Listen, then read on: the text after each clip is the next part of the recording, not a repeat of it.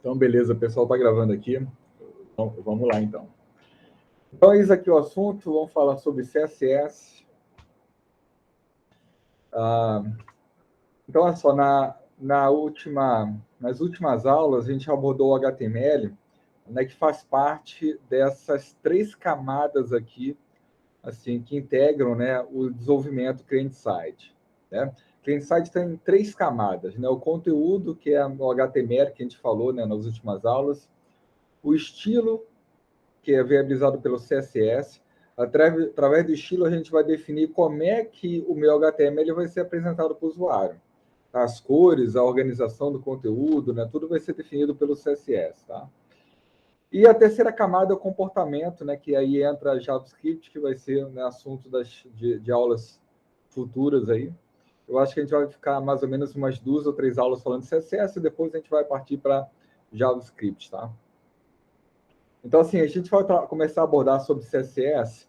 E a ideia aqui, pessoal, conforme eu já falei lá no início do curso, a ideia aqui não é a gente virar designer, né? A gente não vou aqui passar tantos detalhes a ponto de vocês conhecerem, assim, virarem designers de verdade, né? A ponto de vocês terem... um curso de design envolve, por exemplo, criatividade, né? Escolha de cores e tudo mais. Isso foge do escopo aqui do nosso curso. Aqui a gente vai passar mais aquilo que interessa para o desenvolvedor web, tá? Mas o fato é, assim, não dá para programar web, já falei isso também, se você não conhecer CSS, porque mesmo no JavaScript a gente está trabalhando o tempo todo com CSS, tá? É importante conhecer as propriedades, é importante conhecer o funcionamento, a lógica da linguagem, tá? Mas o bom é que é muito simples, não tem nada de muito difícil aqui com CSS. É um pouquinho apenas diferente, né, para quem nunca conheceu, né, essa tecnologia, um pouquinho diferente do que a gente conhece. Mas é simples, né? É simples. Gastando um tempinho para entender, você consegue entender de boa, tá?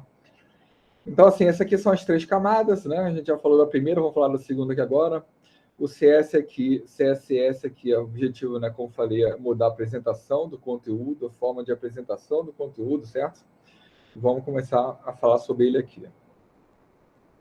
CSS é uma abreviação de Cascading Style Sheet, né? E ele tem, então, como finalidade de especificar a apresentação e estilo, né, das páginas, certo? Tá? É um mecanismo simples, blá, blá, blá, né? Eu quero mostrar mais para vocês aqui. Tá. Uma coisa que é importante a gente ver é que, assim, o CSS, ele tem um objetivo, o HTML tem outro objetivo, então a nossa ideia é tentar separar os dois, né? Colocar um no arquivo, outro no outro arquivo, para, né, ficar separado o estilo do conteúdo, certo? Tá? Mesmo porque, geralmente, assim, quando a gente for fazer uma aplicação web, né, eu acho que eu já falei na primeira aula, quando a gente for fazer uma aplicação web, né, o layout do teu site não vai ser definido por você, geralmente, né? Se você for, assim, desenvolver um site realmente com uma boa aparência, né, com uma boa cara, a gente, como programador, a gente tende a contratar uma equipe de design para fazer o layout do nosso site. Ou então você pode pagar um layout pronto, né? Por exemplo, eu sempre pesquiso aqui no site chamado Theme Forest. Aqui eu sempre pesquiso aqui por temas, né? Tem temas React, temas com Angular, temas com Bootstrap, Material. Tem vários templates aqui, né? Por exemplo, vou botar aqui React, por exemplo, dashboard. Dashboard. E aqui vai ter vários layouts para você, vários estilos aqui que você pode utilizar, né? Claro que, assim, dentro de cada um desses templates não tem só, né, programação CSS, tem outras coisas, mas o fato é assim, você pega o template desses caras aqui, né? Cada um deles, eles propõem aqui para você um template, uma cara, que você pode utilizar na tua aplicação. Tá aqui o preview item aqui.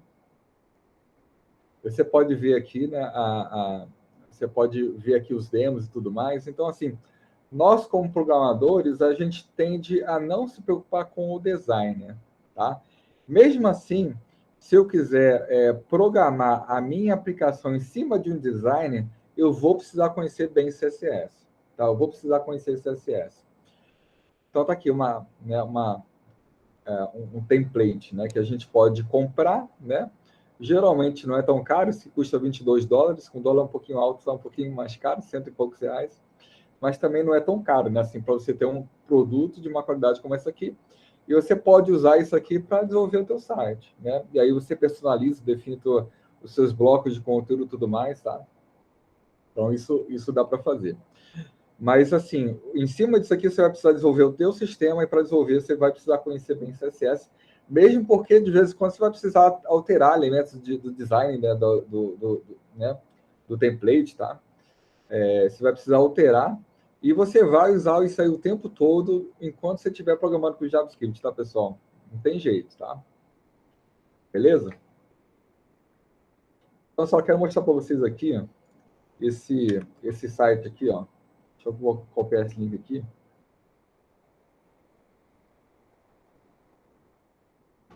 Esse link aqui, olha só. Essa página aqui, se você for ver o código-fonte, ela tem um HTML aqui, né? Um HTML, né, que é usado aqui nessa página. Mas vários designers, eles propuseram para esse mesmo site, para esse mesmo conteúdo aqui, formas diferentes de apresentação, formas diferentes de estilo. Então, por exemplo, se eu clicar aqui, por exemplo, em Style, eu vou ver, para esse mesmo conteúdo, um CSS completamente diferente. Estão vendo que só com CSS eu consigo mudar completamente a cara do meu site? Então, eu vou pedir aqui, vou procurar outro design aqui, para esse mesmo conteúdo. O HTML é sempre esse cara aqui, ó, sempre esse mesmo cara. Vou clicar nesse cara aqui no Robot, por exemplo. E ele vai mudar aqui para mim completamente a cara do site, né? O HTML permanece o mesmo, mas ele está mudando aqui apenas o conteúdo CSS, só para a gente perceber que com o CSS a gente consegue mudar completamente a cara, né? O layout, a apresentação, né, de um conteúdo, tá? Então, né, esse site que é bem legal, tem vários outros exemplos aqui que a gente pode, né, acessar e ver, tá?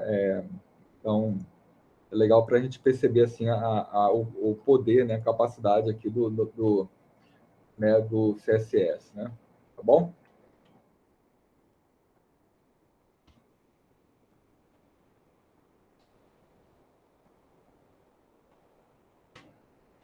Beleza, pessoal. Eu coloquei aqui algumas telas aqui, né, para vocês verem, né? E aí vamos lá. Então, olha só, a gente tem três formas de incorporar CSS na nossa página, no nosso site, tá? A gente tem ali o método inline, a gente tem o método embarcado e tem o método externo, tá? Eu vou apresentar cada um de vocês aqui, né, utilizando aqui a nossa... Tá dando erro do meu Kubernetes aqui. Então, tá.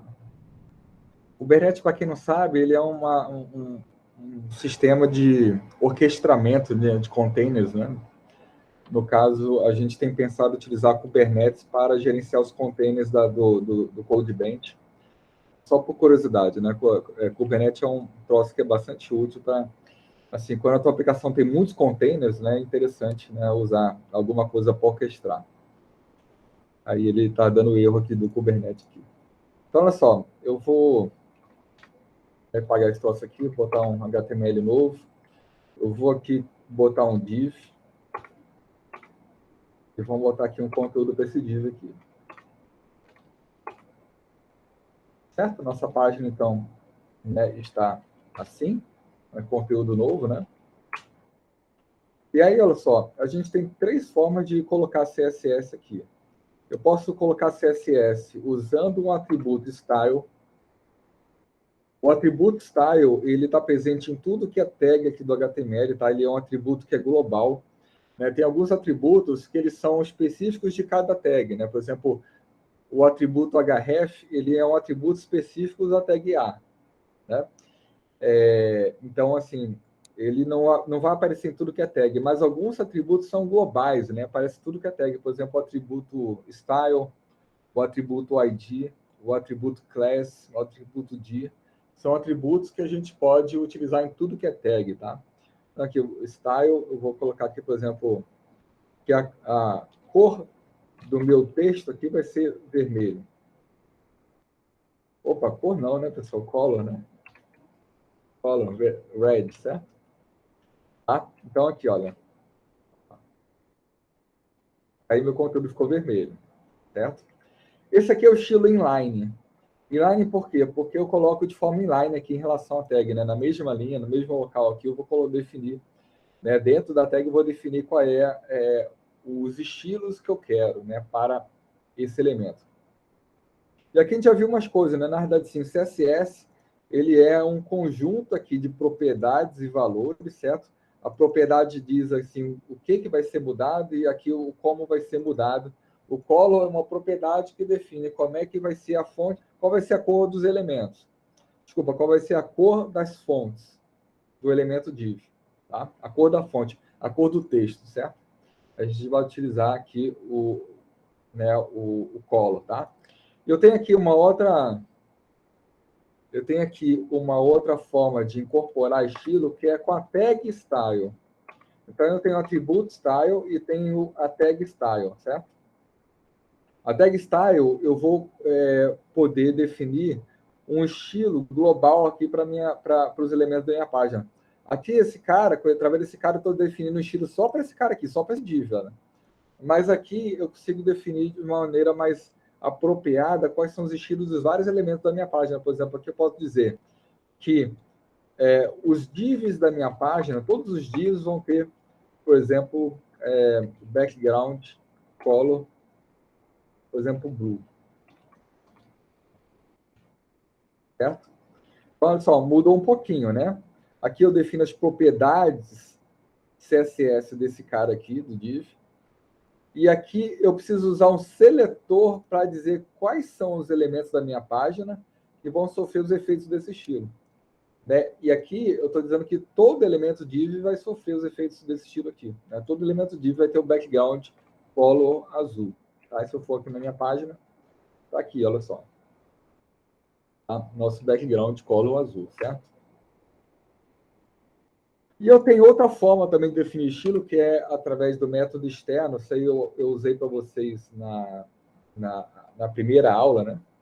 A gente utilizou aqui a tag link, né? E aí a gente define aqui, né? Link, rel, style sheet. href é igual o path do arquivo aqui, né? No caso, a gente tinha até criado aqui um style.css, só botar no plural, né? Para a gente poder aproveitar esse arquivo. Então, o método externo ele vai especificar um arquivo externo que vai conter, né, os estilos aqui da minha página, tá? A gente pode até aproveitar esse body aqui, olha só. Já estava definido aqui. Estou dizendo aqui, por exemplo, o body da minha página, né, o body, né, que é o corpo da minha página, assim, o conteúdo aqui. O body é assim, o tag raiz, né, da parte que renderiza aqui no browser, né, dessa parte que é apresentada aqui para o usuário, certo? Então, assim, quando digo que o body vai ter color, background color igual com a marinha, background color é a cor de fundo, né? Vocês já viram aqui, já coloquei em azul aqui. Então, assim, toda a minha página vai estar com a cor aquamarine, com exceção, né? Mas não ficou, deixa eu fazer uma besteira aqui. Styles.css. Styles.css. Mas que eu acho que eu botei num arquivo, num diretório separado, né? Deixa eu ver aqui. Eu botei no diretório public, agora que eu lembrei. Tá. Vamos botar aqui, ó. Public, isso aqui é o path, né? O path do arquivo. Então tá aqui, ó. Agora sim tá com a marinha, tá? Lembrando assim, né? O div aqui, ele tá na frente do body, né? Isso aqui é uma estrutura hierárquica, né? O div aqui, ele é folha, e por isso ele vai aparecer, né? Assim, o background dele vai aparecer com uma preferência em relação ao background do body, tá? É como se assim, o body estivesse no fundo e na frente do body eu coloquei uma div aqui com background igual a blue, certo? Pessoal, então o background do div é igual a azul, a gente colocou isso na tag style. Esse tipo de estilo aqui é o que a gente chama de estilo embarcado, tá?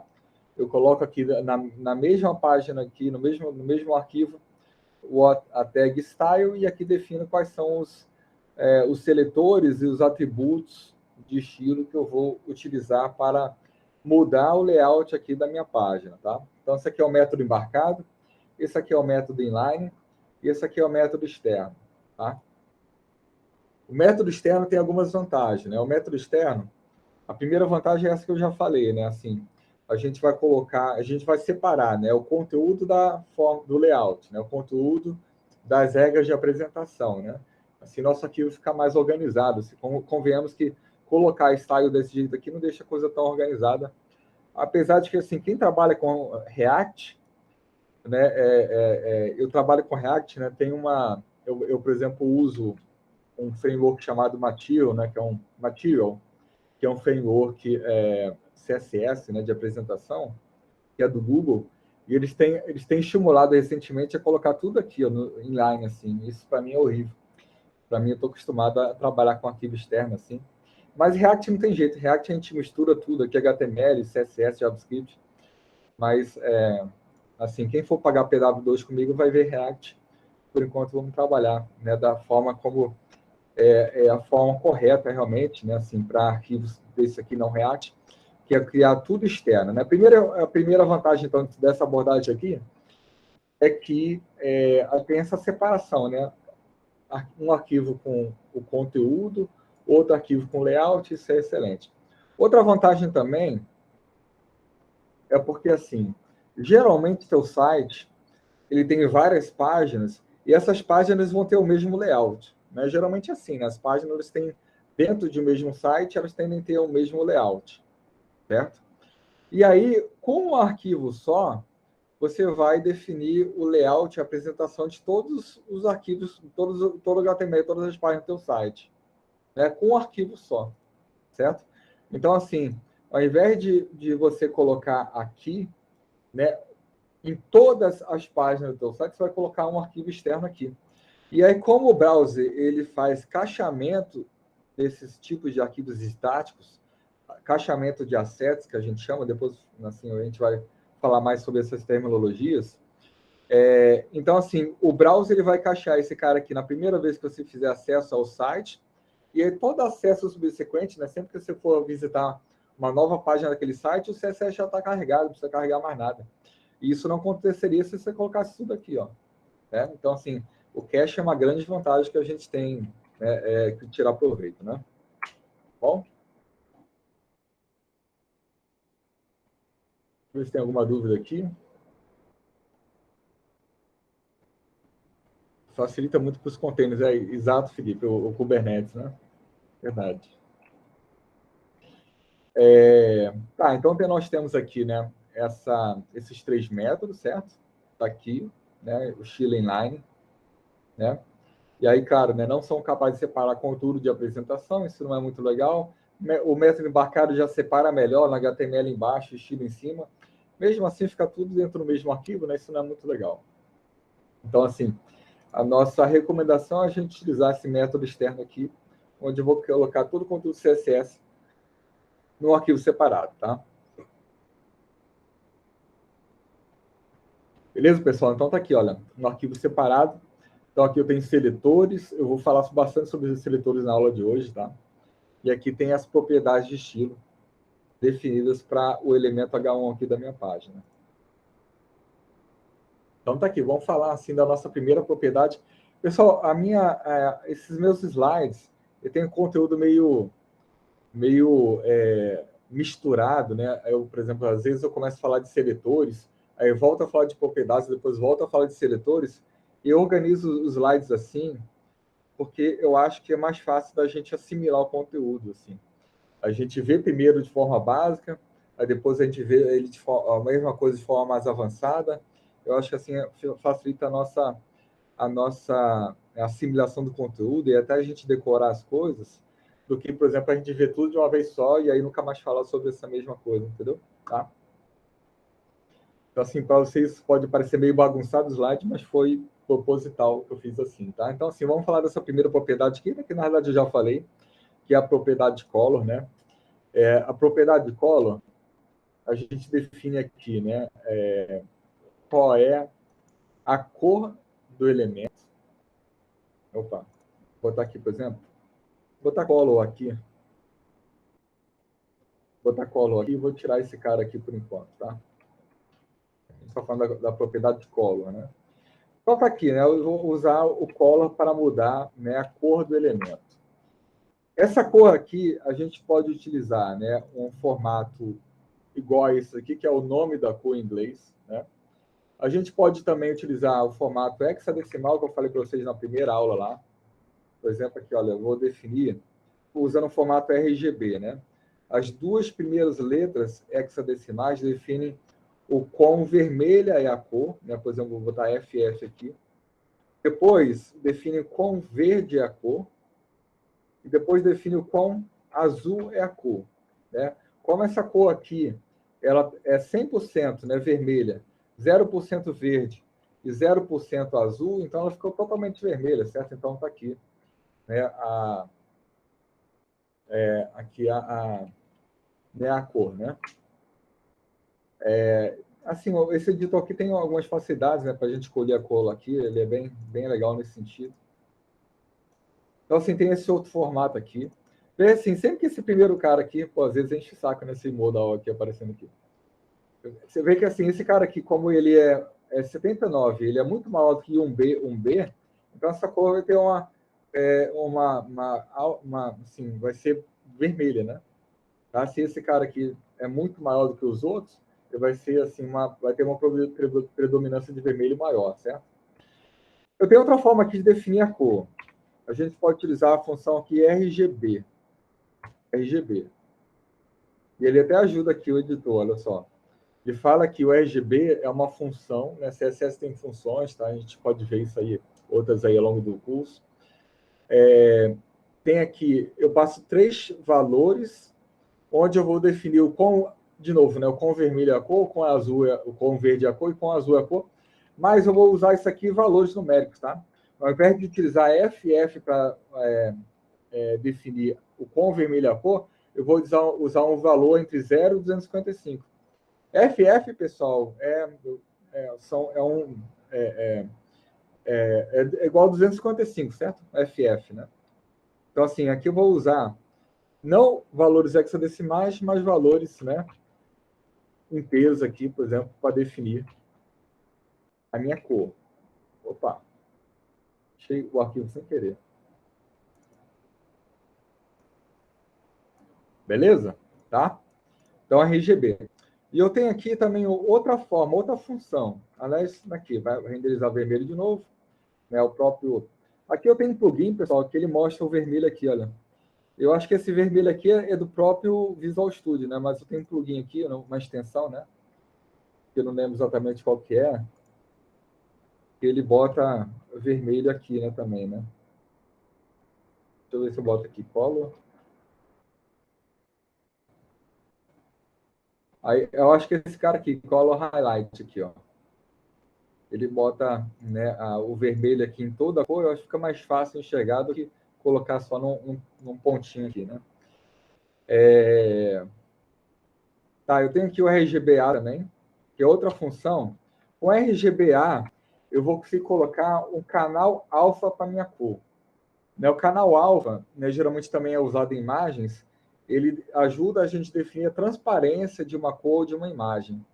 Tá? Então, por exemplo, se eu botar aqui, por exemplo, 0.2, ele vai colocar... Isso aqui é o valor alfa, né, desse canal alfa. Né? 0.2, isso aqui mostra assim, o quão opaca é a cor. 0.2 está dizendo que ela é pouco opaca, tá? Então, se eu for renderizar aqui agora, olha só, você vê que a cor ela quase some no background. É igualzinho esse cara aqui. Aqui ficou um vermelho diferente, por quê? Porque no fundo, né? No fundo aqui de luz é uma coisa mais escura. Então, esse vermelho aqui ficou diferente desse vermelho aqui. Né? Mas o fato é assim, está desse jeito aqui porque está muito transparente. Né? Eu posso botar aqui, por exemplo, 0.8, já vai mudar aqui também, tá? Então, esse canal aqui, ele define assim, quão transparente é a cor, tá? O RGBA. Tá?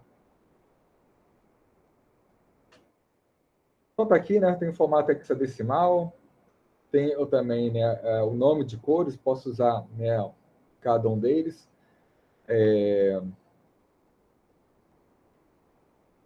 Mas assim, né, eu não tenho o nome de todas as cores possíveis, né? Vê aqui o seguinte, né? O número de cores aqui possíveis com essa abordagem aqui é 255 vezes 255 vezes 255. É um número absurdo de grande, né?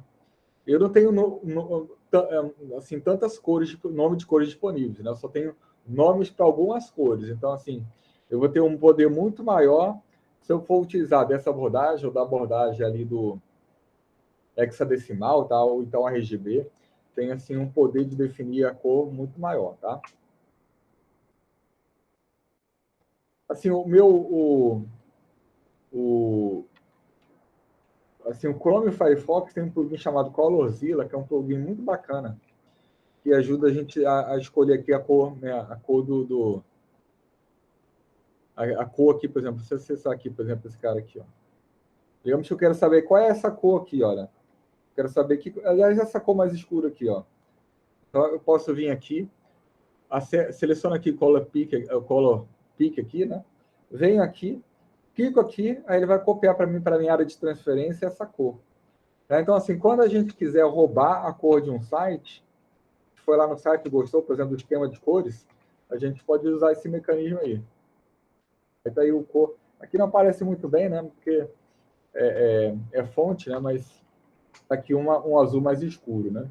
Aqui, se a gente quiser ver melhor, a gente pode roubar, por exemplo, uma outra cor aqui, por exemplo, essa cor aqui, ó. Vê que ele copia no formato hexadecimal, né? E está aí, né, o nosso documento agora com a cor roubada lá do site. Né? Então, assim, é um mecanismo bem legal para a gente utilizar esse cara aqui. Beleza? Aí eu vou falar rapidamente aqui de seletores.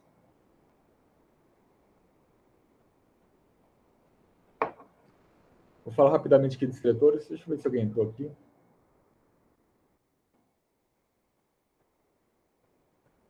Eu vou adiantar seletores aqui, aliás, agora, mas depois eu vou falar mais sobre seletores, tá? Porque seletores é um troço que é muito importante aqui no CSS, tá, pessoal? Não só para CSS, como também para JavaScript, né? Seletor, aqui no caso, me ajuda a eu selecionar quais são os elementos que vão sofrer os efeitos desse estilo.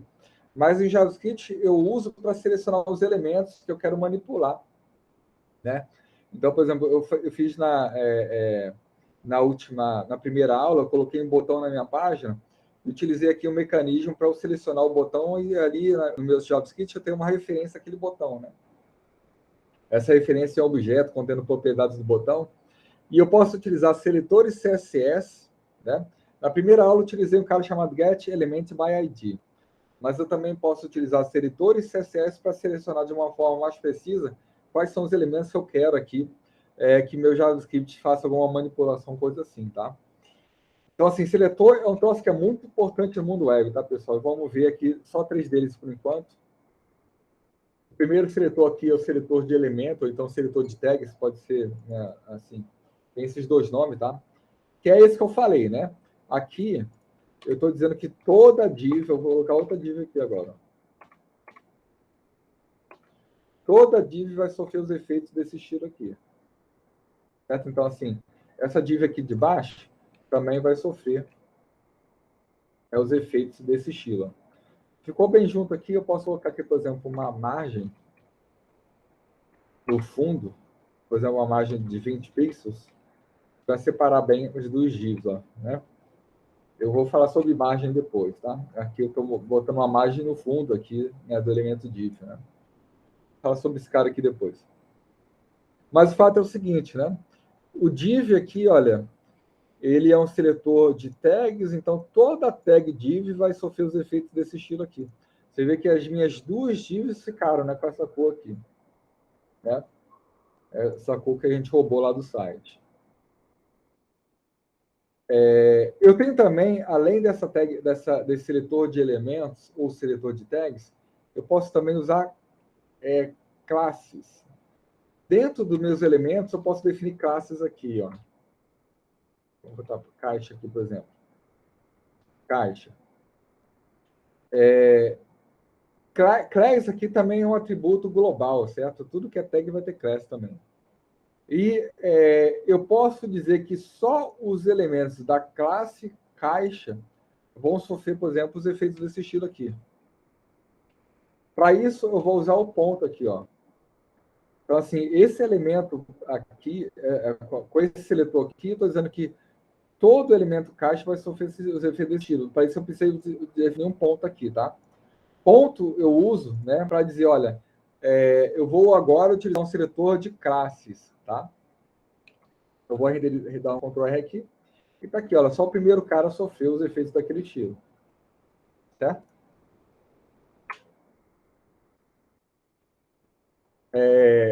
E olha só, eu posso ter vários elementos com a mesma classe. Tá? E um elemento só, ele pode ter mais de uma classe também. Por exemplo, posso botar, por exemplo, caixa 2 aqui. Ó. Então, esse elemento div aqui, agora ele tem duas classes, caixa e caixa 2. Então, se eu botar esse aqui, por exemplo, ó, ponto, caixa 2. E aí botar, por exemplo, back, ground color, red. Certo? Então, só o segundo div vai ter esse background vermelho aqui. Certo?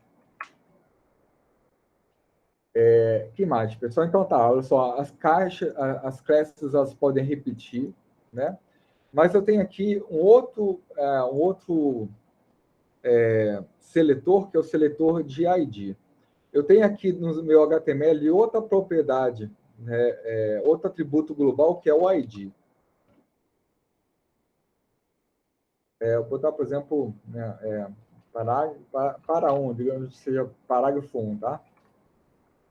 Aqui. Então, assim, é um outro atributo global, certo? Mas ele é diferente de class no sentido de que eu só posso ter um elemento com o mesmo ID na página. Então, assim, dois elementos não podem ter IDs repetidos na página, os mesmos IDs dentro de uma mesma página, tá? Isso não pode, tá, pessoal? Por mais que o meu browser, ele aceite isso de boa, né? O browser aceita isso de boa. Vai dar erro nenhum. Deixa eu ver se dá erro aqui no console. Nem no console dá erro. O browser ele aceita isso de boa, mas se você for trabalhar com o JavaScript, isso aqui vai ser muito ruim, porque isso aqui pode atrapalhar, porque isso aqui ele coloca um bug no teu código de JavaScript, tá?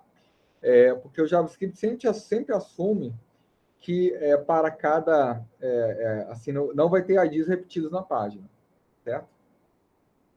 Então, assim, é sempre bom obedecer isso aqui, tá? Então, assim, se eu quiser utilizar um seletor de ID, ao invés do ponto, eu vou utilizar o cerquilha.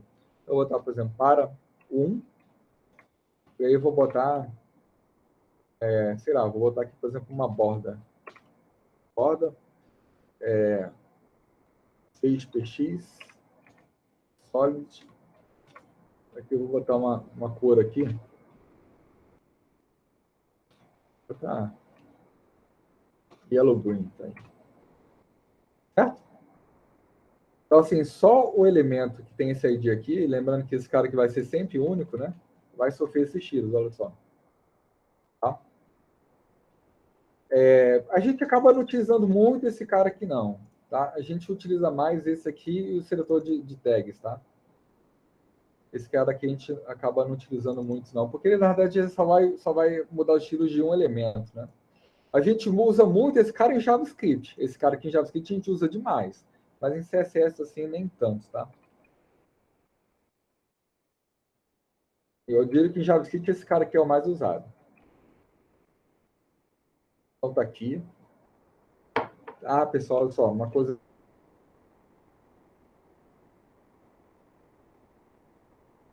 legal é que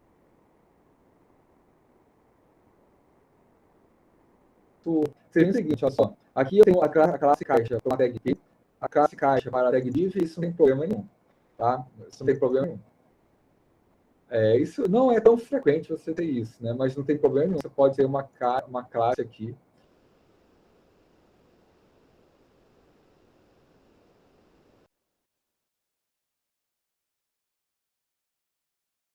né?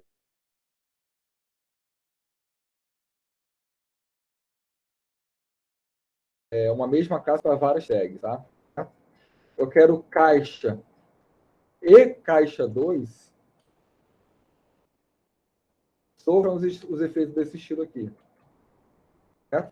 Então, o vírus é como se fosse um E, né? É uma união, né? Tanto caixa como caixa 2 vai sofrer os efeitos desse estilo que a gente está definindo aqui. Então, a cor dos dois vai continuar a mesma, olha só. Aquele azul ainda que a gente pegou do outro site, tá? Então, assim, o vírgula é para isso, tá? Então, nós temos seletores de ID, conforme já falei, beleza? Seletores de caixa, de classe, aliás, já falei também, né? A gente vai falar sobre borda ainda nessa aula, um pouquinho de borda a gente vai falar, tá? Daqui a pouco. E aí vamos aqui para outra propriedade, certo? Vê que está meio misturado. Eu comecei com colo, aí foi para os seletores, aqui uma outra propriedade, está meio misturado assim mesmo, tá?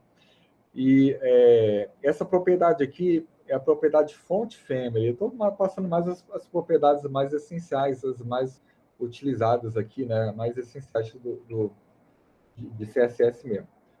Font family, vou apagar esse cara aqui.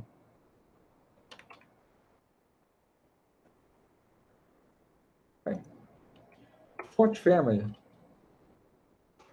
ela permite a gente definir assim, qual vai ser a fonte que vai ser utilizada para renderizar ali, né, o conteúdo.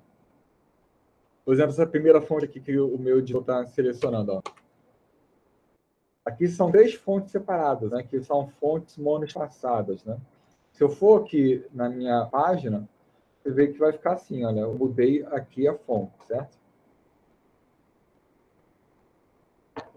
E assim, pessoal, por que a gente define 3 aqui, né? Porque é o seguinte,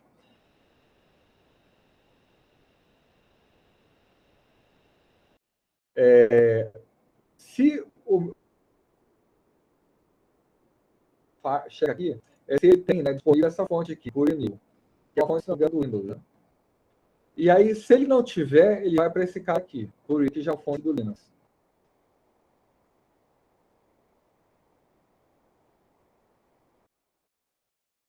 E aí, se ele não tiver esse cara aqui, ele vai para esse. Então, assim, ele primeiro deixa esse, depois esse, depois esse. Sendo que a última fonte, ela tem uma família que a gente instala, né? Fonte monospace é um tipo de fonte, que é uma fonte monoespaçada, né? Isso aqui é uma fonte monoespaçada. Por exemplo, o I tem a mesma largura que o C, que tem a mesma largura que o A, tem a mesma largura que o M. Isso é uma fonte monoespaçada. Então, assim, o que está falando aqui? Né? Minha página está falando assim, vem cá, browser, verifica se tem esse cara aqui. Se não tiver, verifica se tem esse cara aqui. Se não tiver, usa qualquer fonte monoespaçada que você tiver aí. Assim, qualquer uma não, digamos, ele usa a fonte monoespaçada padrão do browser. Tá? Então, assim, o browser ele tem uma fonte monoespaçada padrão e ela vai usar aquela fonte. Tá? Tá, pessoal? Então é isso. Isso aqui é uma família de fontes, tá? Vamos ver aqui outras famílias aqui. Tem, por exemplo, essa aqui, olha só. Que é uma fonte serifada Times New Roman. É uma fonte do Windows. Times é uma fonte equivalente do Linux. Tá? Eu não falo Mac, eu não conheço Mac, tá, pessoal? Não sei o que o Mac usa, talvez seja esse cara aqui. Isso aqui é uma família de fontes, que é a fonte serifada. Uma fonte serifada, olha só. Vou renderizar aqui, de novo. O que é uma fonte serifada, pessoal? O que é serifa aqui, né? Serifa, vocês estão vendo assim que a maioria das letras aqui, elas têm umas perninhas aqui, olha só, no começo e no final. Elas têm umas perninhas aqui, olha. O R, né, o A tem uma perninha aqui do lado, o D tem uma perninha aqui, né, o I. Essas perninhas, elas são adequadas quando você estiver lendo textos muito longos, porque elas ajudam a não cansar a vista, porque elas vão guiando o olho, né, assim, na leitura. Né? Elas vão, tipo, guiando o olho mesmo. Então, assim, tem estudos que dizem que uma fonte serifada para textos longos, ela é menos cansativa do que uma fonte sem serifa, tá? Certo? Então, assim, a gente tem uma família de fontes serifadas, né? E essas duas aqui, Times New Roman e Times, são exemplos, né, de fontes serifadas, tá? Eu tenho também fontes não serifadas, ó, sans serif, ó. Sans serif. Sem serifa. E aí, no caso, elas não têm mais a perninha, tá vendo? Olha só como é que é o I, ó. Olha como é que é o I sem perninha. Olha o L como é que é. Olha o D. Essas fontes aqui, elas são mais adequadas para títulos, né? Títulos de sites, títulos assim de sessões, assim, textos curtos, né? Coisas que, né, não são longas, né? Tá? Então, essa aqui é uma outra, né, uma outra família de fontes. E é interessante saber essas coisas, né, quando estiver programando, principalmente o fato de que, quando a gente for colocar textos longos, a gente vai utilizar uma borda, uma coisa serifada, né?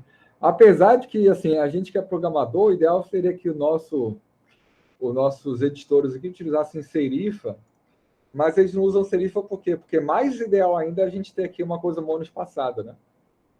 Assim, que cada letra tenha exatamente a mesma largura, né? Isso é muito mais conveniente do que colocar serifa aqui, porque realmente serifa pode ser menos cansativo, mas convenhamos que seria uma bagunça aqui a gente colocar uma fonte serifada aqui, né? Quando estiver programando, né? Tá? Então, assim, aqui a gente usa uma fonte monoespaçada, no caso. Beleza, pessoal? Então tá aqui, né? Tem essas famílias aqui, monospace.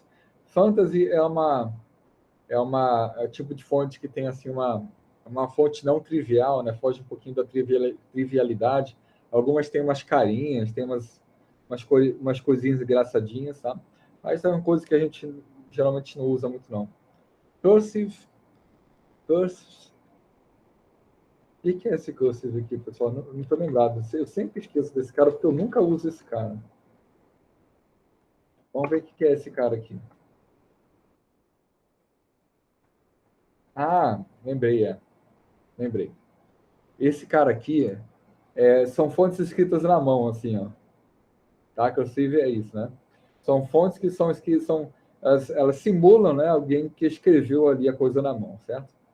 Então, isso é possível, tá? Esquecido desse tipo de fonte aqui, tá, pessoal? Então, esses aqui são os tipos de fonte. Geralmente a gente trabalha, né, ou fonte serifada, ou não serifada, ou monoespaçado. Monoespaçado a gente vai utilizar quando? Quando a gente for apresentar código na nossa página. Código-fonte, né? HTML, né, e linguagem de programação, certo? Então, tá aqui, né? Estou explicando o que é serif, o que é não serif. Né? Já expliquei aqui também quando é que você vai usar cada uma delas. Apesar de que isso também não é uma regra, assim, né, pessoal? Você pode colocar ali fonte não serifada se você achar mais conveniente em um dado momento, né? Mesmo que o texto seja mais longo, tá? Isso aí a gente percebe que nem todo mundo segue essa regra aí, mas também não é uma regra, né? É mais assim, uma indicação, né? É só uma indicação só. E além da propriedade fonte family, a gente tem outras propriedades aqui relacionadas à fonte. Olha só. Por exemplo, font style, eu vou conseguir definir, por exemplo, se a fonte é itálica, se é normal. O oblíquo aqui vai colocar um itálico ainda mais itálico, né? E coisa assim, certo? Eu posso colocar fonte variante aqui, no caso, eu vou conseguir definir uma fonte que é toda maiúscula. Olha só, fica tudo maiúsculo, olha só. Assim, todo fica maiúscula. Mas a primeira letra, ela fica com maiúsculo maior. Isso para isso que serve. É mais para isso que é utilizado de fonte variante aqui, tá? Para a gente usar, né, esse tipo de coisa aqui, tá? A gente tem font weight também, que eu vou utilizar para definir a negritude da fonte, né? Quão negrita ela é. Por exemplo, se eu botar 900, a minha fonte vai ficar bastante negrita, ó. Bastante negrito. Se eu botar 100, a fonte vai ficar bem light, bem pouco negrito, ó. Tá? Então, né, tá aí nessa. E eu tenho font size. Font size aqui eu vou conseguir definir, né, qual é o tamanho de cada letra. Certo? Aqui, como eu estou usando o zoom, né? Aqui eu estou usando o zoom, né, pessoal? Por isso que está grandão assim, tá? Mas isso aqui né, é o que seria, né, a fonte de 32 pixels. Deixa eu só tirar esse cara aqui, que eu acho que esse cara fica feio.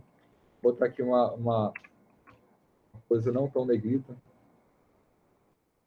Pô, fechei de novo o arquivo. Tô me atrapalhando aqui.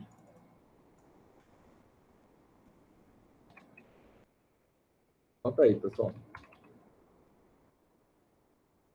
Deixa eu ver se tem alguma dúvida aqui. Pessoal, quem tem dúvida pode me interromper aí, pode botar pergunta aqui também, tá bom? Nas mensagens, né?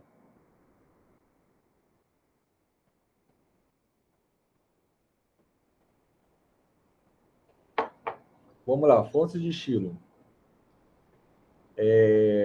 A gente viu no começo da aula que a gente tem 3 formas de definir, de incorporar estilo nas nossas páginas: o método inline, o método embarcado e o método externo. Né? Fora isso, eu tenho aqui uns estilos padrões de cada browser, né? Então, assim, olha, a gente aqui, por exemplo, eu posso chegar aqui, olha, e inspecionar esse elemento para eu ver, por exemplo, quais são os estilos que estão sendo utilizados para renderizar esse cara. E está tudo aqui, olha só. Os estilos que a gente definiu aqui dentro do HTML mesmo, né? Tá? Mas você vê o seguinte, olha só, tem um estilo aqui, olha, que eu não defini, que é o display block. O display block. E depois eu vou falar o que é esse display, tá numa aula posterior. Esse cara aqui, eu não utilizei essa regra aqui. Mas acontece que o browser, ele tem uma forma padrão com que ele renderiza cada elemento de uma página. E essa forma padrão, ela nada mais é definida do que ela é definida com propriedades, tá? Então, por exemplo, o div, ele tem uma propriedade padrão, que é o block, que é o display block. Eu posso, por exemplo, vir aqui e mudar. Por exemplo, posso dizer que esse cara aqui, olha, ele não por exemplo, o display dele vai ser igual, por exemplo, o none. Por exemplo, eu não quero mais que esse cara esteja aparecendo na minha página. Ele vai sumir, olha só. E aqui, olha, ficou display none. Quando eu faço isso, a gente for aqui embaixo, olha só, o browser aqui ele riscou esse cara dizendo, olha só, esse cara aqui ele é uma propriedade padrão, mas ele foi substituída, né, por uma propriedade que está definida em outro canto, né? Por exemplo, definir esse cara aqui no método embarcado ali, certo? Depois a gente fala dessa propriedade, tá? É importante que também tem a opção inline também, né? Tem outra opção flex também, e por aí vai. Fica estranho, né? Assim, usar borda com método, com um cara inline, tá? A borda a gente utiliza para cara do tipo block, tá? Ou então cara do tipo inline block, mas inline não, tá? Tá, pessoal? Então, assim, eu tenho 4 fontes de estilo, então. Eu tenho estilos inline, embarcados, externos e tem também estilos do browser, tá? Que, por exemplo, se eu colocar um H1 aqui, por exemplo, na minha página, um H1 aqui, por exemplo, ó, H1, apenas um teste. Eu vou renderizar aqui. Se eu for agora checar, né, inspecionar esse cara, ver que esse cara tem bem mais aqui, olha, tem bem mais propriedades aqui do que do que o div, né? Então, está definindo aqui, por exemplo, a fonte, né, o tamanho da fonte, está definindo margem aqui, a gente fala sobre margem depois, está dizendo que esse cara vai ser bold, né? Bold é negrito, né? A gente pode utilizar esse com valor numérico, ou pode ser bold, ou então bolder também. Eu tenho aqui alguns labels que eu posso utilizar para definir o quão negrito vai ser a cor. Bold, no caso, é negrito, como vocês sabem, né? Tá bom? Então, assim, esses aqui são estilos do browser, tá aqui, tá colocando aqui, use agent aqui, ó, dizendo que esse cara aqui, ele é definido pelo próprio browser, mas que eu posso mudar esse cara aqui conforme eu queira, tá? Então, o fato é, se eu definir uma página sem CSS, cada browser vai renderizar essa página de dado jeito, porque quem define o CSS padrão do browser é o próprio browser, tá? Se bem que, assim, lá na especificação do CSS, na especificação formal da linguagem CSS, ele diz lá, não, o H1 ele tem que ser renderizado com tantos pixels, né? Assim, ele diz o font size padrão do H1, certo? Mas uma coisa que a especificação não fala é qual vai ser a fonte que vai ser utilizada, a fonte padrão que vai ser utilizada para renderizar cada elemento. Então, assim, esse cara aqui utilizou uma fonte, esse cara aqui utilizou outra fonte, por isso ficou bem diferente aqui, né, uma página da outra, tá? Mas o font size é o mesmo, que é igual a 2em, né? A gente vai ver depois o que é esse en aqui, tá? Beleza, pessoal? Então, tem aí essas quatro fontes de estilo. E aí, assim, esse cara aqui, ele tem menos prioridade que esse, que tem menos prioridade que esse, tem menos prioridade que esse. Então, assim, o que eu defini aqui no inline vai sobrescrever o que eu defini em embarcado, vai sobrescrever o que eu defini em externo, e vai sobrescrever o que eu defini aqui no browser, tá? Então, vamos ver aqui essas prioridades, né? Como é que elas funcionam. Então, ó, vou tirar esse cara aqui e vou botar, por exemplo, aqui, olha.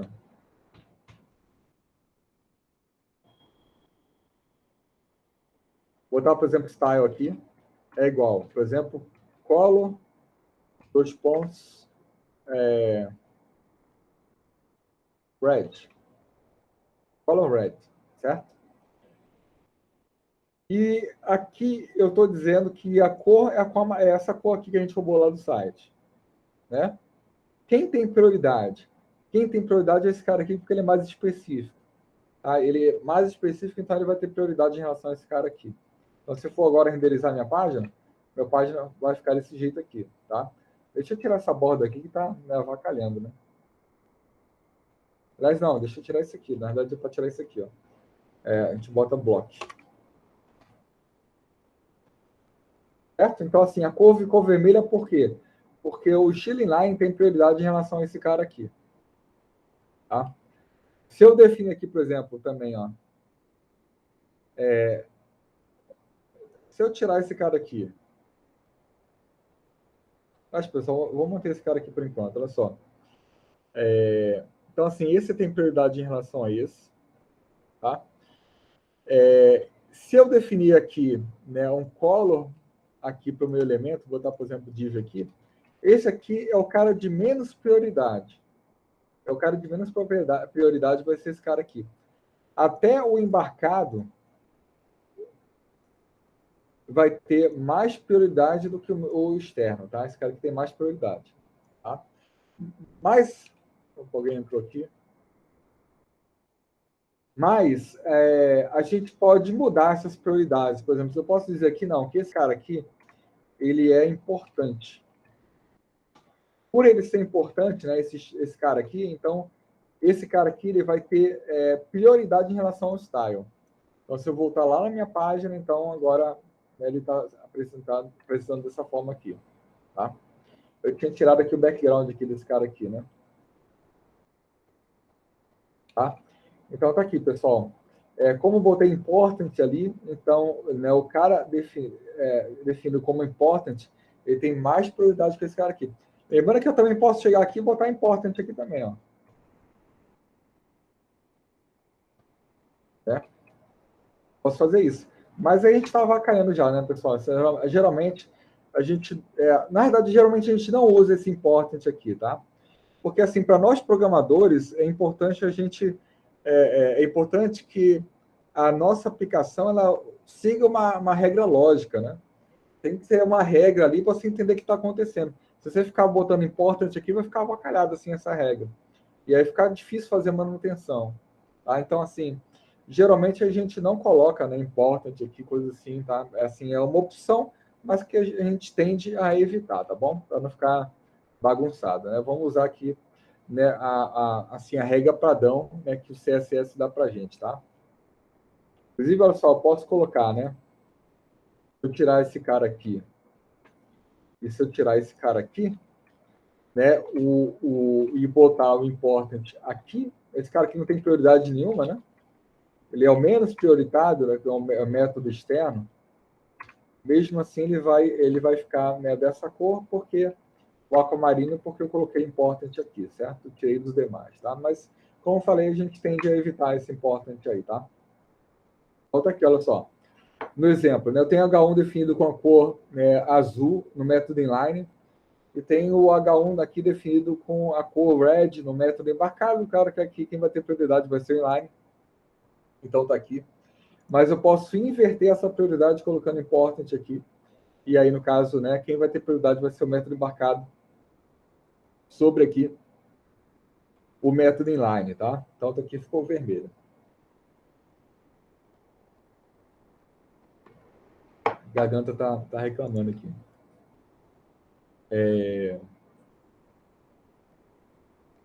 Tá, então aqui outro assunto, pessoal. Vamos falar aqui de tamanhos agora, né? Tamanhos aqui de elementos. Né? E eu, para definir tamanhos aqui, eu tenho utilizado pixels, né? Que é assim a unidade. Isso aqui é uma unidade de pixels. É uma unidade, né, de tamanho, certo? Tá? E aí, além do pixels, a gente tem outras unidades, né? Por exemplo, que eu estou colocando uma largura de 12 centímetros, um tamanho de fonte de 20 pontos, tá? Então, assim, a gente tem aqui várias opções de unidades, e aí vamos falar um pouco de algumas delas aqui, tá? Tem várias, tá, pessoal? Assim, o CSS, conforme foi evoluindo, foi sendo colocada mais unidades aqui, tem outras unidades mais recentes. Vamos falar aqui das mais importantes, né? Então, assim, a gente tem dois tipos de unidades. A gente tem unidades absolutas e unidades relativas, tá? As unidades absolutas, elas são essas aqui, né? Polegadas, centímetros, milímetros, pontos, tá? Pixel não é exatamente assim absoluto. Eu já falo um pouquinho mais desse cara aqui. E essas unidades absolutas, por exemplo, se eu definir aqui, por exemplo, que a minha caixa, aqui no caso, ela tem uma largura de 5 centímetros, se for aqui renderizar agora, vai aparecer aqui com 5 centímetros. Apesar de aqui tá aí, ó, 5 centímetros. Já tirei o zoom, né? Tá, pessoal? Então, assim, essas unidades são absolutas por quê? Porque, por exemplo, se eu renderizar essa página no celular, ela vai ocupar 5 centímetros da tela do celular. 5 centímetros do celular é bem mais daqui do que, né? Se a gente for considerar aqui o tamanho de tela aqui, vai ocupar quase o celular inteiro, né? Assim, não quase, mas perto de quase, né? Certo? Então, assim, a unidade absoluta é isso. A gente costuma evitar usar a unidade absoluta nos nossos sites.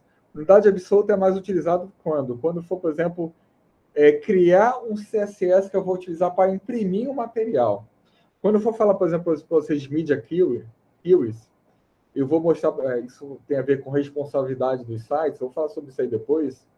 Eu vou mostrar para vocês como é que você faz para criar um CSS que vai ser específico, que vai ser utilizado para quando o usuário for imprimir a página.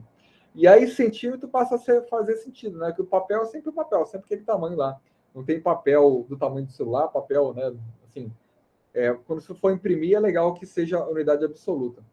Mas, quando a gente for fazer programação web mesmo, né, fazer assim, o CSS que vai aparecer aqui no browser do computador, do browser do tablet, aí é legal a gente utilizar unidades relativas que eu vou falar daqui a pouco, tá? Então, assim, tem essas opções aqui, polegadas, centímetros e tudo mais. O pixel está aqui como unidade absoluta, mas ela não é exatamente absoluta, porque, na verdade, ela é relativa à resolução do monitor que o usuário está usando. Então, assim, um pixel ele vai ser tão maior quanto menor for a resolução do monitor do cara. Certo? Assim, quanto menor a resolução, maior é o pixel, tá? Apesar de que aqui, o pixel aqui do CSS não é exatamente esse pontinho pixel do monitor, não, tá? Assim, o pixel aqui é um troço que é um pouquinho maior, é um pouquinho diferente aqui. O pixel do CSS, o pixel que a gente usa aqui no monitor, tá? Tem essas diferenças aí. Eu nunca me aprofundei muito nisso, tá, pessoal? Mas tem essas diferenças aí, tá? Então, assim, por mais que lá no site, né, no site da... Isso aqui eu tirei de uma documentação oficial, não lembro exatamente de onde. Faz algum tempo que fiz esses slides aqui. Eu lembro que foi uma documentação oficial mesmo, né? Acho que talvez foi do Double Trace Schools. Ele tenha colocado isso aqui, ó, que é 1,96 avos de polegada, Mas isso aqui é para um dado tipo de monitor que tem uma dada resolução, tá? E por aí vai, tá? Não é exatamente isso aqui, não. O fato é que pixel ele é relativo ao tamanho a resolução de um monitor. Essas unidades relativas aqui elas são relativas a outros elementos da página, tá? A outros elementos da página. Então, assim, isso aqui é o tamanho da resolução, isso aqui é outro elemento da página. Por exemplo, o EN aqui, ele é relativo ao tamanho da fonte do elemento. O EN tem que mostrar com exemplo, porque é mais fácil do que a gente... Como é que a gente faz aqui? Peraí. Vou fazer igual eu fiz de manhã. Aqui, por exemplo, se eu botar, por exemplo, o span aqui, olha, um spanzinho. O span, ele é uma tag genérica. Quando eu quiser, por exemplo...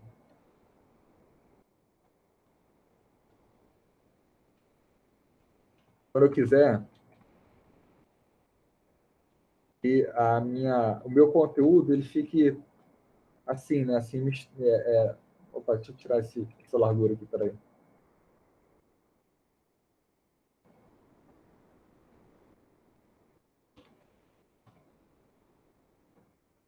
Tá vendo? O span ele é uma tag inline, porque assim ele segue o fluxo do texto, tá vendo? O Lorem aqui fica logo depois do Amazonas, tá vendo? Então, essa aqui é uma tag inline, tá?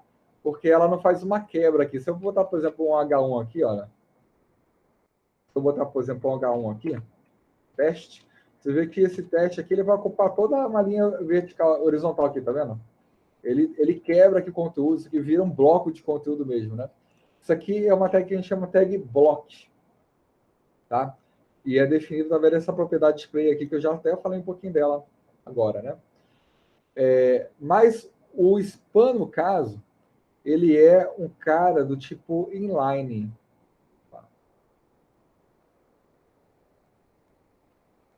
Não, quero o H1, quero esse cara. Não, o span. Tá? Não, para. Não sei porque ele não está mostrando aqui as propriedades do span. Acho que span não tem propriedade nenhuma, então. Porque o padrão deve ser inline. Porque esse bloco aqui, ele é do par aqui, né? Que é o pai do span. Né? É esse cara aqui, ó. Ele está pegando a propriedade desse cara, mas esse cara aqui ele não está mostrando propriedade nenhuma, acho que é porque ele não tem assim, nenhuma propriedade aqui no browser. Né? O browser não tem nenhuma propriedade padrão para o span, senão ele estaria mostrando aqui. Mas quer dizer que assim, se o elemento não tem uma propriedade boa, quer dizer que o cara é inline. Tá? Não sei se ficou confuso, pessoal, depois eu vou falar mais sobre isso, tá? Depois eu vou falar um pouquinho mais sobre o block, sobre inline, sobre o none também, vou falar outras coisas aqui, tá? Então, olha só. Se eu definir, por exemplo, que caixa aqui, só deixa eu... Por exemplo, assim, olha, tá aqui, o parágrafo 1, ele tem font size igual a 32 pixels, certo? Se eu disser que esse cara aqui, por exemplo, ó, style é igual a 2 em... Opa, style não. Style é igual a font size, 2 pontos, 2 em... Isso quer dizer que esse teste aqui, o tamanho dele... Opa, desculpa, pessoal, eu queria colocar aqui, né? Estou começando a me atrapalhar já aqui. Esse Universidade Federal do Amazonas, o tamanho desse cara vai ser igual a 2 vezes o tamanho da fonte do elemento pi. Então, assim, o elemento pi ele tem 32 pixels. O 2 em, né, esse em aqui, ele é uma unidade relativa em função do tamanho da fonte do pi. Ou então o tamanho da fonte de algum ancestral que está definindo o tamanho da fonte lá. Tá? Então, eu vou tirar esse cara aqui. Aí vocês vão ver que esse cara aqui, Universidade Federal do Amazonas, o tamanho de fonte vai ser 2 vezes maior do que o tamanho de fonte definido aqui para esse cara aqui, tá? Então tá aqui, tá vendo? 2 vezes maior, tá? Então esse em, ele é relativo ao quê? É relativo ao tamanho da fonte do pai. Ou então o tamanho da fonte de algum ancestral, tá?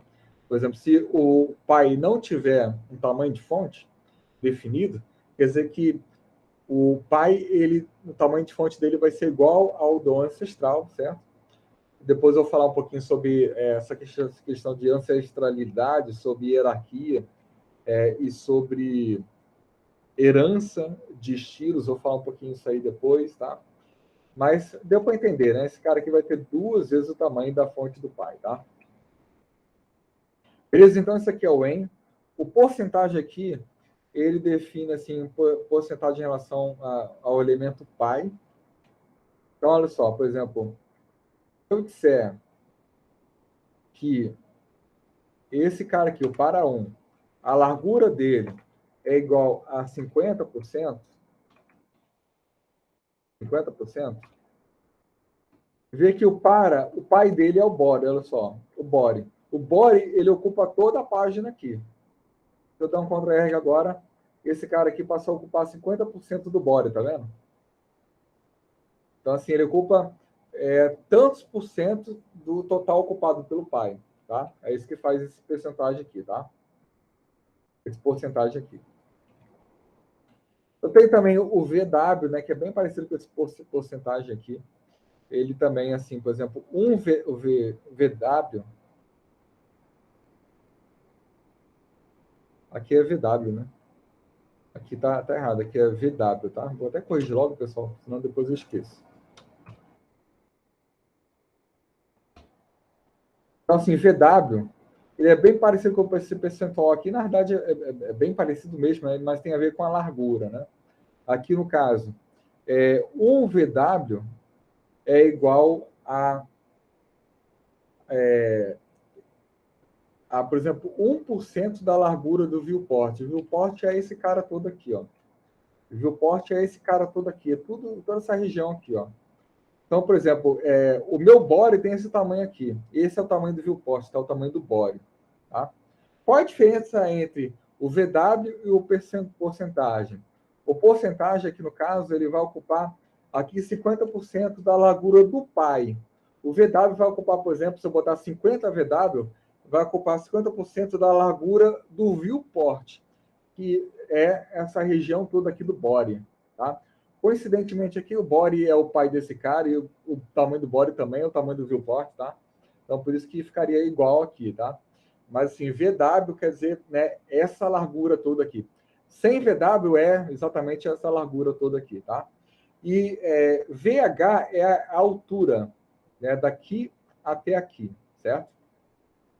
E aí, no caso, se eu definir, por exemplo, 50 VH, ele vai colocar 50% da altura da minha página. Da altura da página, não, da altura do browser aqui, né? Assim, da parte visível aqui do browser, tá?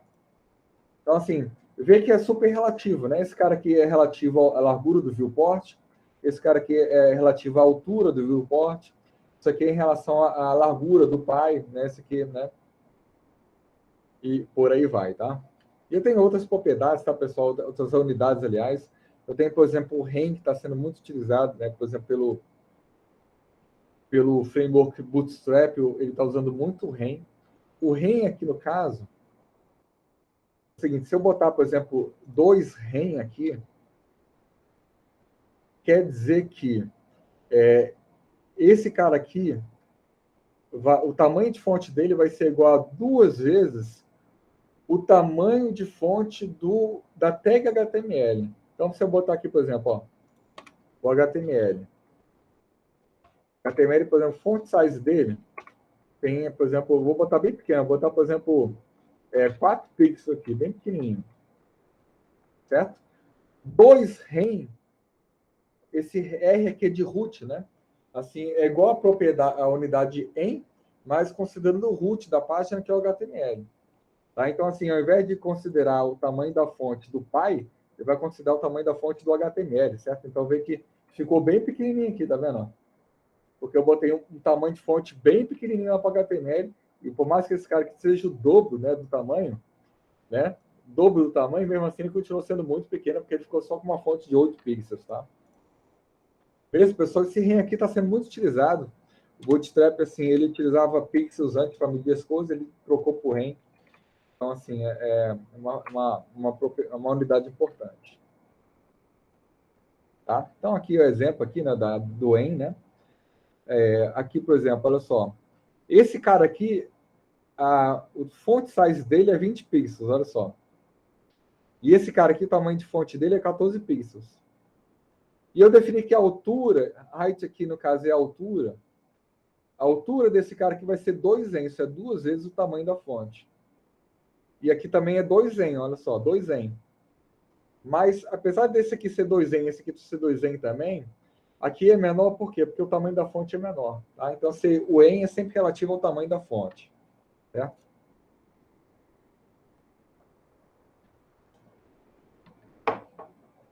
Então, vamos lá. Outro assunto aqui, vamos falar de seletores de novo aqui, mas de forma mais aprofundada, certo? Vamos falar daqui mesmo.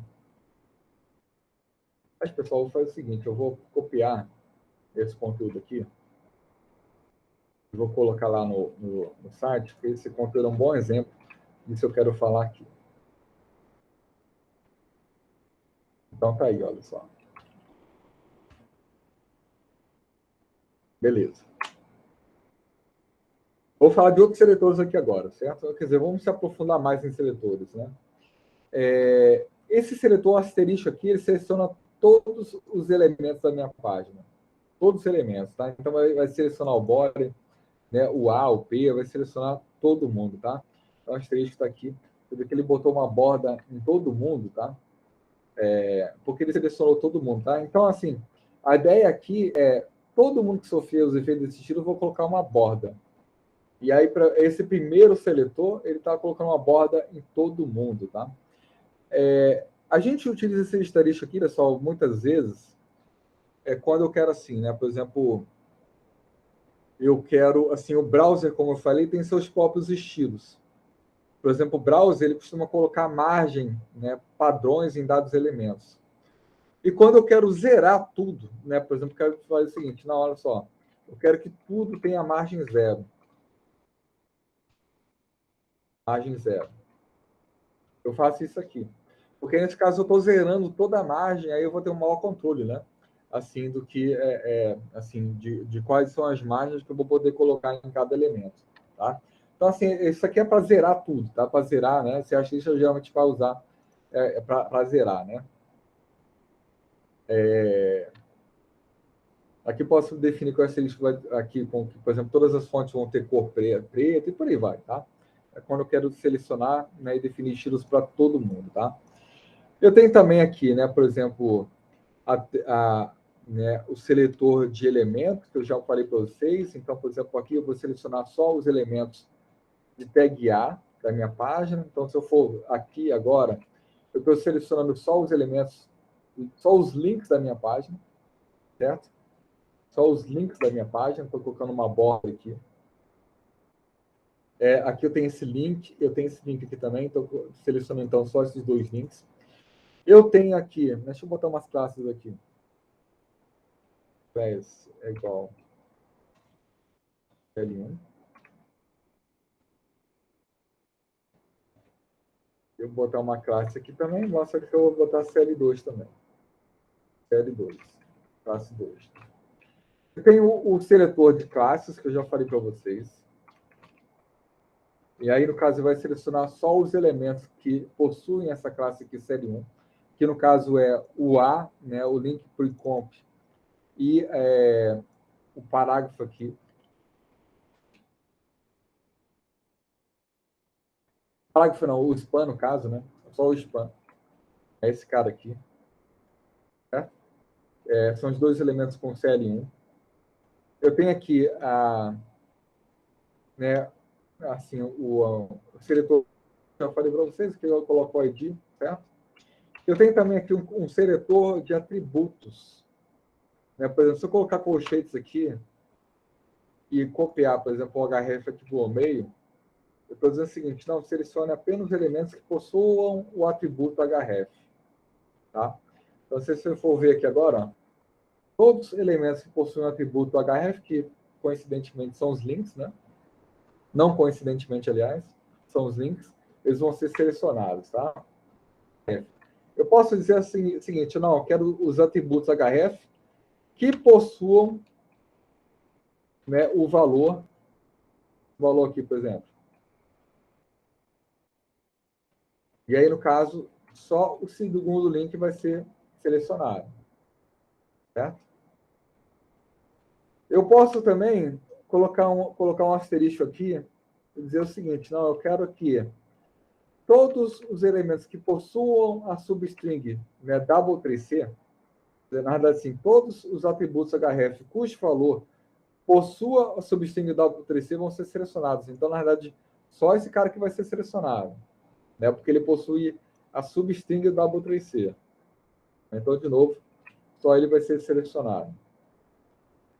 Eu posso também dizer que eu quero que só os elementos que terminam com BR, os caras que terminam com BR vão ser selecionados. O cifrão aqui, né, é o cara que termina, né, assim, o cara que termina com BR, tá? Então, assim, quem vai ser selecionado vai ser esse cara aqui. Primeiro link. E eu também posso dizer, né, que eu vou selecionar apenas elementos cujo valor, né, assim, apenas elementos que possuem o atributo href e cujo valor de href comece com HTTP, por exemplo. E aí são os dois links no caso, né? Então tá aqui, ó. Certo? Tá, pessoal? Então esse é o seletor de atributos, tá? Uma outra coisa que eu posso fazer aqui também, assim, já falei para vocês, posso utilizar vírgula, né, no caso aqui, para selecionar mais de um elemento. Então, assim, esse cara aqui vai ser selecionado, mas também vou selecionar os caras com a classe, digamos, classe CL2. E aí incorporei esse cara aqui também, certo?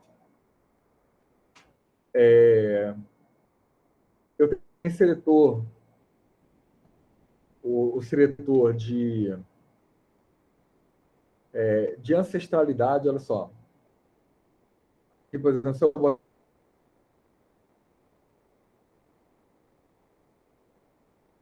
botar PCL2, esse P aqui é um seletor de elemento, né, de tag, né? CL2, ele é uma classe. Você vê que eu não coloquei vírgula dessa vez, coloquei só um espaço. Quer dizer que apenas o CL2, que é filho de um P, né, filho de um P, ele vai ser selecionado. Certo? Então, assim, o que ele faz aqui, né? Esse cara aqui, o P, ele tem que ser algum ancestral de CL2. Algum ancestral, certo? Não importa se é avô, se é bisavô, se é pai, etc. Esse cara aqui vai ser selecionado, né? Ele primeiro verifica, né, se tem um P na página. Aí, se dentro desse P existe aqui uma classe CL2, certo? Um elemento com a classe CL2. Então, está aqui, né, só... Eu posso salvar aqui? Não salvei. Só esse cara que vai ser selecionado, certo?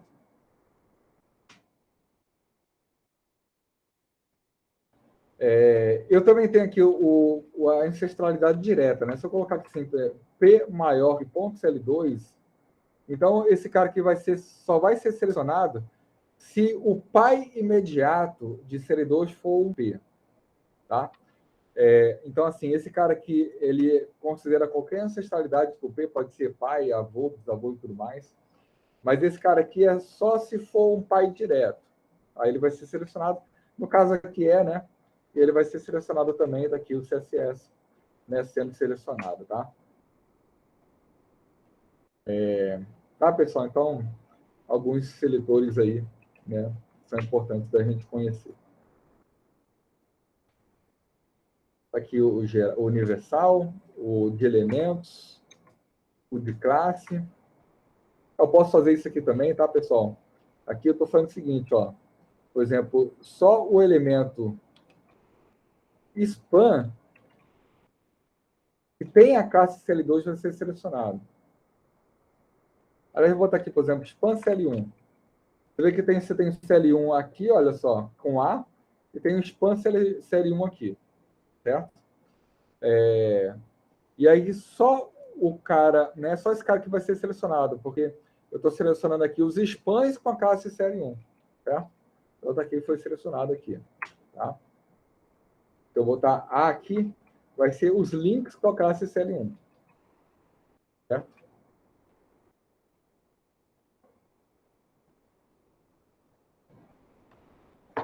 Seletor de ID, né? Tá aqui, eu coloquei o ID depois aqui. Seletor de atributos, já falei dele, né? Tá aqui as várias opções, certo? Quando eu não uso val, né? Aqui no caso eu vou selecionar todos os elementos que possuam um atributo, né? Tá? Aqui falando de união de seletores, utilizando vírgulas. Selecionando descendentes, né? A gente usa um espaço aqui, né? Conforme já falei. E também selecionando filhos, né?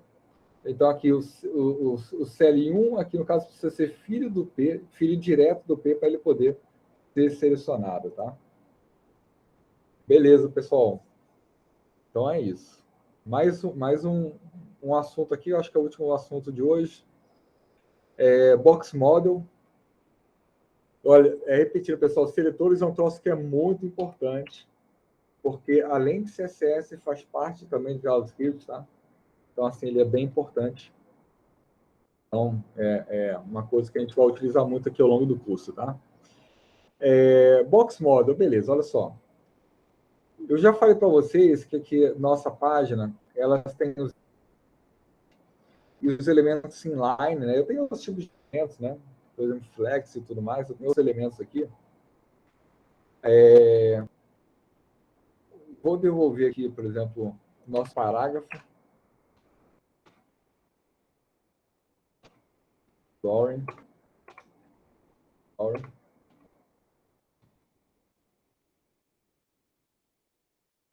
Mas eu vou botar div aqui, né? Div é mais lógico para esse cara aqui.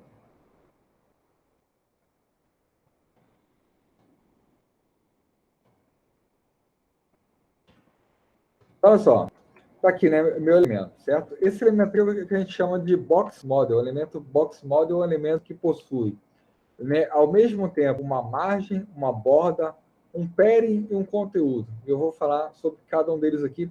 Hoje eu vou falar só sobre borda, tá? E aí na próxima aula eu vou falar sobre margem e padding também, tá? O padding aqui, no caso, é o espaço entre o conteúdo e a borda. Se eu colocar aqui, por exemplo, uma borda aqui nesse cara, vou botar, por exemplo, border é igual a por exemplo, 4 pixels sólidos. Aqui vou botar, por exemplo, pro meio.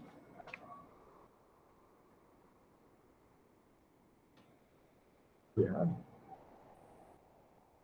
Tomate. Errado. Aqui é uma borda, certo? Você vê que o espaço entre o conteúdo e a borda não tem nada, não tem espaço nenhum. Porque o pairing aqui está zerado, tá? Então, os pairing, se eu botar, por exemplo, aqui um pairing igual, aqui eu já estou me adiantando em relação ao assunto da próxima aula. Se eu botar, por exemplo, 20 pixels, ele já vai colocar um espaçamento, tá vendo? Entre a borda e o conteúdo, tá? Então, isso aqui é o pairing, né? Eu tenho também a borda e eu tenho a margem, né? A margem é o espaço entre a borda e o restante do conteúdo da página, tá? Então, margem e borda a gente vai deixar para falar da última aula. Vamos falar aqui primeiro da borda. A borda ela tem essas 3 propriedades aqui, esses 3 valores aqui, que é a espessura da borda, o tipo da borda, por exemplo, aqui eu posso botar, por exemplo, voltage aqui, ó. E a borda vai ficar mais pontilhada, olha só. Aqui tem vários formatos, assim, vários tipos de borda que a gente pode utilizar. E aqui é a cor que a gente vai utilizar. Mesmo assim, pessoal, assim, apesar de eu conseguir especificar tudo numa linha só, né, o CSS também dá a opção, né? Botar aqui, border, de forma separada, né? Border, width, no caso. Eu posso botar, por exemplo, os meus 4 pixels. Eu posso também definir o border style. Aqui, por exemplo, tem várias opções para a gente. Né? Posso colocar pontilhado, posso colocar double, que no caso vai duplicar a borda. E eu também posso colocar border color E aqui no caso, ele vai colocar ali uma cor para a nossa borda, aqui a nossa nova borda, tá? Então tem esses 3 valores, mas eu posso colocar isso aqui de forma resumida, né, na propriedade só, uma única propriedade chamada border, né? Tá de novo aqui.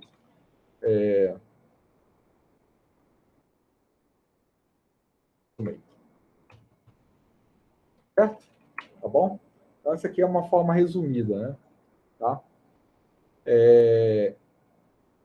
Eu também posso definir aqui eu posso usar essa propriedade aqui, border radius aqui, para definir um arredondamento para cada canto da minha borda. Por exemplo, se eu botar aqui, por exemplo, 8 pixels, estou dizendo que a minha borda vai ser arredondada, aqui no caso, e esse arredondamento, vou botar aqui uma coisa maior, botar por exemplo, 20 pixels. Esse arredondamento aqui, ele vai ser feito assim, como se fosse uma bola, aqui um círculo, aliás, não, um círculo, aqui uma circunferência, com raio igual a 8. Essa circunferência com raio igual a 8, ela vai ser utilizada para arredondar essa borda aqui, e é por isso que a gente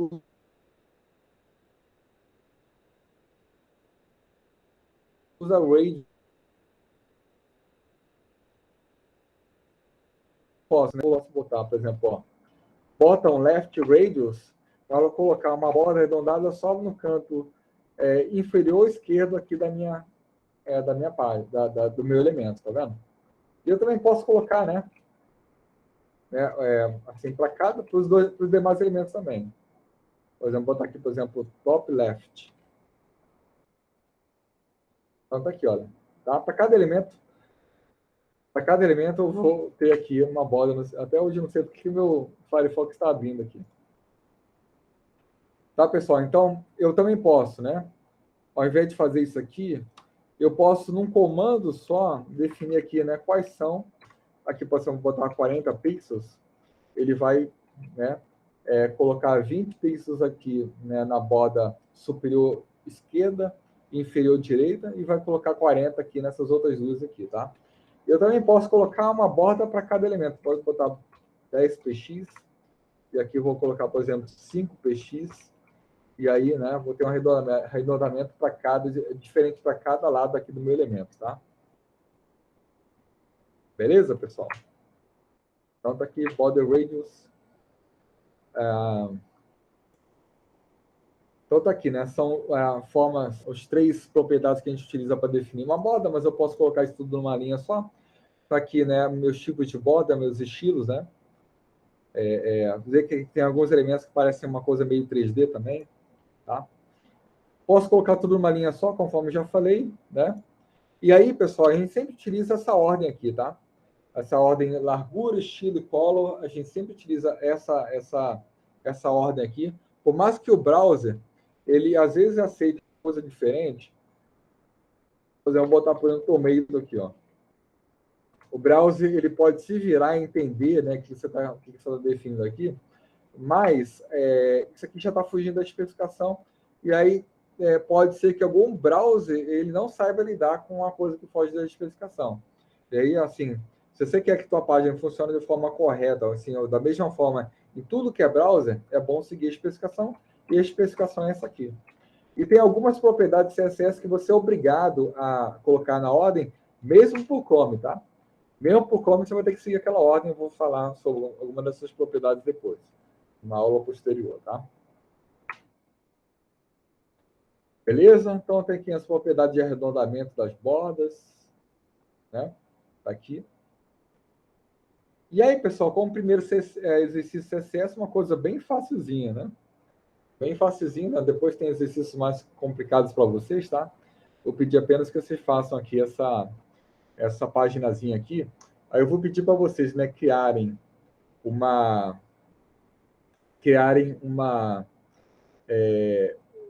diretório chamado CSS dentro do repositório GitHub de vocês, tá? Um diretório CSS. Então, vocês vão ter lá o diretório HTML, diretório CSS. E aí, dentro do diretório CSS, vocês vão colocar esse exercício aqui. Tá bom? O arquivo fonte aqui para esse cara aqui, tá bom? Pessoal, dúvidas aí sobre a aula? Tudo certo?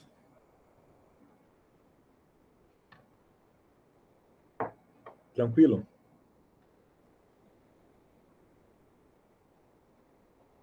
Então tá, se tiverem dúvidas, podem postar aí. E aí, se não, né, a aula era essa aí. Na próxima aula a gente vai continuar, na quarta-feira a gente vai continuar o assunto, né, continuando aqui CSS. Não sei se a gente termina CSS na próxima aula, acho que não. Eu acho que CSS vão ser 3 aulas, tá? Mas na próxima semana a gente já vai começar, né, a ver JavaScript, tá? E a JavaScript realmente é um troço que é importante, né? Tá bem atento, que é um negócio que é diferente, né? Já falei para vocês. Eu já mostrei para vocês, né? Provei lá na primeira aula, né? E né, estejam atentos aí às aulas de JavaScript, tá?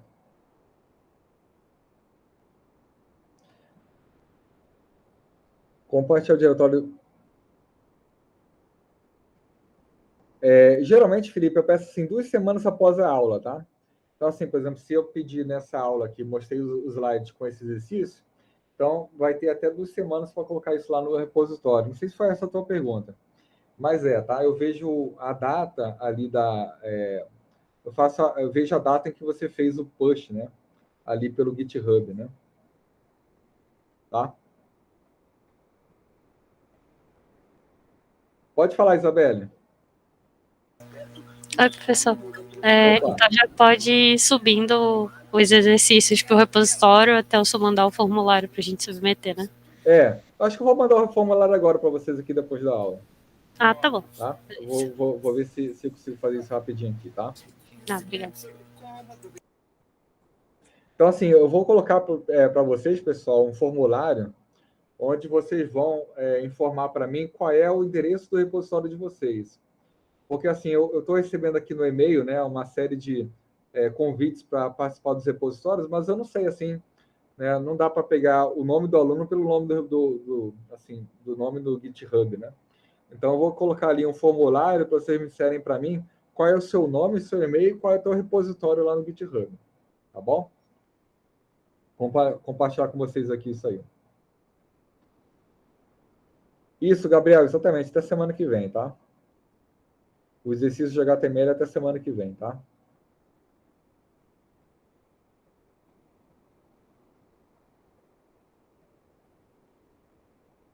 Então, beleza, pessoal. Se ninguém mais tem dúvida, a aula era essa. Obrigado pela presença de vocês, tá?